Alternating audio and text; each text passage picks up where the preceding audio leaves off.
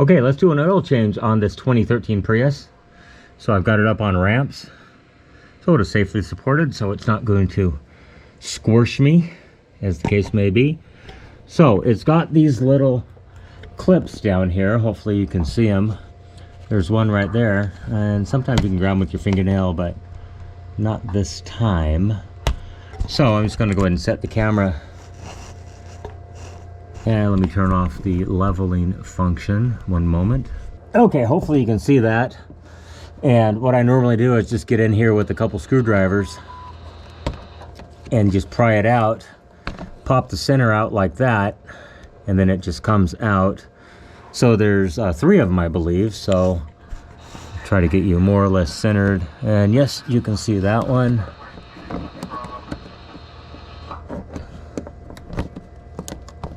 You just pull it out, and it comes unclipped.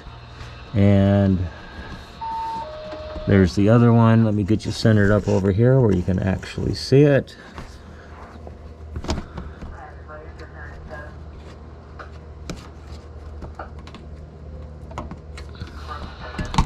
There we go. And now this little flap, I think it says for service. Kind of see it right there, for service. And because of my jack stands, it just barely fits. And normally what I'll do is I'll take my drain pan and I'll set it right there. And so let's get some light up in here so you guys can see. So look at that, there is the drain plug, and then there is the oil filter housing. This one does not use a spin-on oil filter, it uses a cartridge type oil filter. So I think I'm going to go ahead and drain the oil filter first, and then we will go ahead and remove the drain plug and drain the oil out of the engine. One moment while I get wrenches and necessary items. Alright, so I'm going to start. I don't know how Ray does this. Holding everything. Just break that guy loose.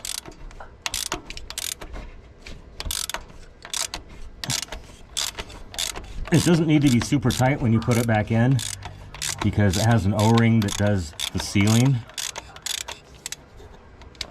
And I'll worry about getting that cup off later. And you can see by the color of the oil, it's not too terribly bad. And how am I going to get up in here? I'm holding the camera.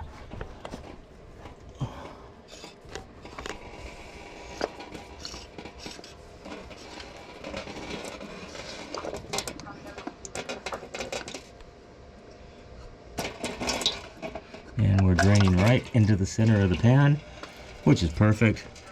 There's the cartridge for the oil filter. So we'll just let that drain for a moment, and then I'm going to pick it up, and I'm going to set it over here in my oil drain funnel that goes into a metal coffee can that I keep all my oil drippings in. Okay, back down underneath. Now this is not a standard drain plug. I put a magnetic drain plug in this on the last oil change. And so we'll see how much of a mess I can make here. Light up where you guys can see it better. There we go. Okay. And crush washer is obviously going to stay. And we'll take a peek see at this drain plug. And from what I can see, the magnetic is perfectly clean. So this has virtually exactly 5,000 miles on it, maybe just a couple miles extra. So I drive 40 miles each way to work every day, but I only work 15 days out of 30, which is nice. But I do work 12-hour shifts, which gives me half a month off basically every month. So yeah, oil looks actually really, really good. But I still change it at 5,000. It's cheap insurance. Don't push it. Once you push it, it starts to degrade. Chemical composition changes, and it can actually build up sludge and whatnot in the engine. Not good for the longevity of the engine. Okay, so I'll let that drain out, and we'll check back in a couple minutes. Okay, well, I think it's about done draining. Oh, that thing's strong. So I'm just going to go ahead and put the drain plug back in it. New crush washer has been installed, by the way. And then we'll just tighten it to good and tight. I'm not sure what the torque spec is on this one, but so many people just wrench on these things, and it's just not necessary. It's probably 20 foot-pounds, which I'm going to call good. Paper towel, dry off the drippings. And this thing's probably going to drip for a minute or two, but we'll dry off the insides of it there. Maybe you can see it, maybe you can't. There's the new filter. It just presses in just like that. It comes with a new O-ring. Make sure that you lubricate the O-ring before you install it.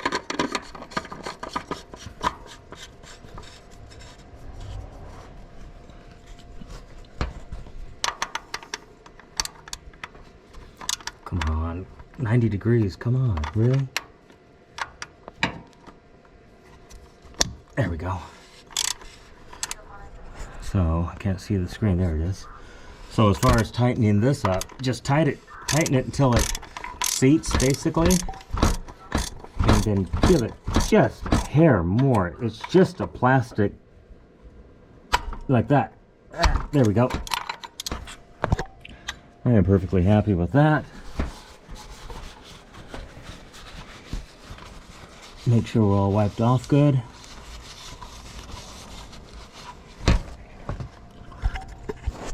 And so there's the old oil that came out of it. Still looks pretty good. Probably could be reused. Again, I probably could push it, but you know what? Like I said, cheap insurance.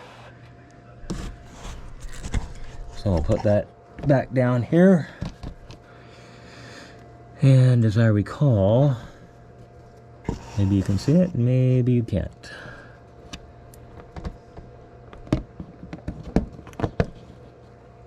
It's just got these 3 little push clips.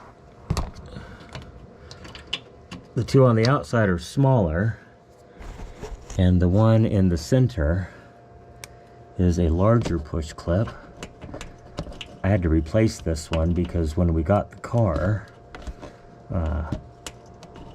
they had already lost this one. There we go. Push it till it clicks. And we're good. All right, let's put 4.4 quarts of oil back into this thing, and we will responsibly take this back to the O'Reilly and have it disposed of successfully. Or responsibly, whatever you want to call it. Okay. Okay, once again, running the Costco Kirkland Signature Full Synthetic 0W20, because that is what the engine calls for, a 0W20. Could probably get away with 0W, is it 16? And probably get better gas mileage.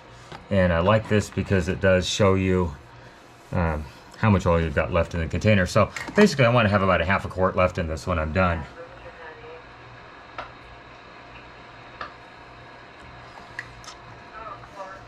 Yeah, I like it. It's good, clear oil. Basically been running this oil in this thing since we got it. At 40-something thousand miles, it's got about 120,000 on it right now. Which reminds me, it's going to be due for a transmission drain and refill coming up here pretty soon. Another 5,000. Still got like another, just over a quart to go.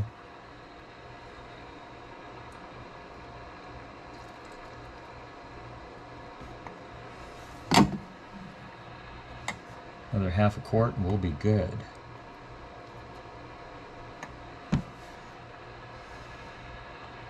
Oh, real close.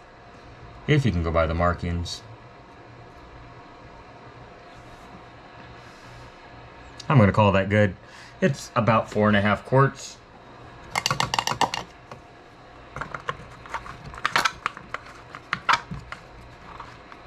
Put the little cappy back on.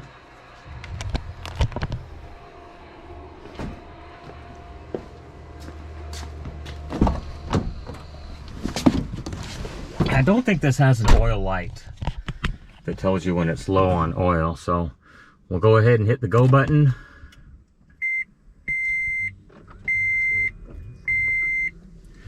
the engine should actually start very shortly.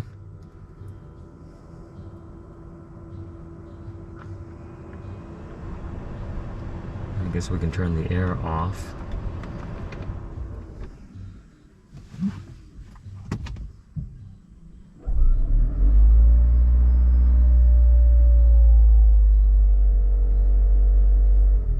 Yeah, I don't see an oil light on here anywhere. So let's go ahead and reset the maintenance reminder. And oops, I have it in trip B. I need to have it in trip A. So we'll hit the trip button until we see trip A. So turn the vehicle off, hold the kilometers/miles per hour button, and press the power button without pressing the brake. I believe that's it. And just hold the kilometer button. And you can see it says resetting maintenance data. And it is complete. So now let's get over to our normal display. And so I always use trip B as the maintenance reminder for the oil. And since we just put a new battery into this thing the other day, oh, I got to set the date and the time. Isn't that nice? All right, so I got everything set. The date and the time is now set. August 19th, 2023. It is currently 12:16 p.m. And we'll go ahead and hit the go button, and it should fire up and say ready over here. New 12-volt battery installed, oil changed. This thing should be good for several more years. I certainly hope you enjoyed the video on changing the oil on your 2013 Prius, and probably a few years before and a few years after. Everyone, have a great day. Once again, thank you so much for watching. Bye-bye.